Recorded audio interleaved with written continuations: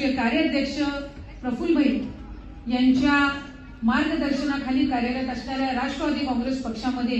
आज अश्विनजी आणि त्यांच्या सर्व सहकाऱ्यांचा पक्षप्रवेश झाला असा औपचारिकरित्या या ठिकाणी घोषित करते। खरं तर अश्विन, आम्हाला मनापासूनचा आनंद आहे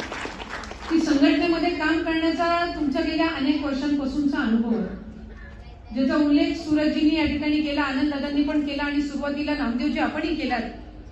की कुठल्याही पक्षवाढीसाठी जितकं महत्वाचं त्या पक्षाचं नेतृत्व असतं तितकंच महत्वाचे हे कार्यकर्ते आणि पदाधिकारी असतात। कुठलाही पक्ष फक्त नेतृत्वाच्या विचारांनी, कामांनी,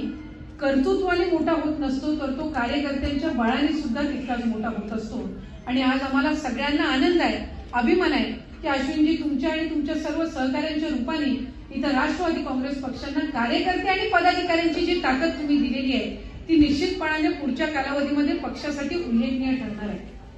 छत्रपती शिवाजी महाराजांचे, त्याचबरोबर क्रांतीज्योती सावित्रीबाईंचे,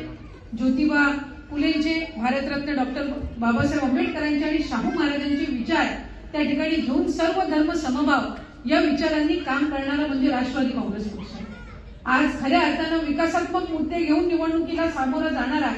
जर कुठला महत्वपूर्ण पक्ष असेल तर तो राष्ट्रवादी काँग्रेस पक्ष आदरणीय अजितदादांच्या नेतृत्वाखाली काम करतो,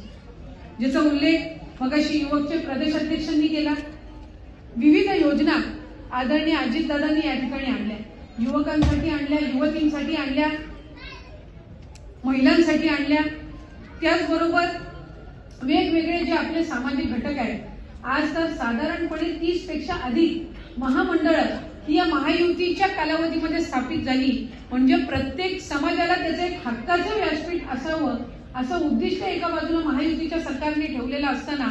आज आपले आदरणीय दादा जे राज्याचे उपमुख्यमंत्री आहेत आणि ज्यांच्या हातात खऱ्या अर्थानं तिजोरीची चावी आहे ती अधिकाधिक लोकहितासाठी कशी वापरावी याचे एक उदाहरण आपल्याला दादांच्या नेतृत्वामध्ये त्या निमित्ताने पाहायला मिळतं।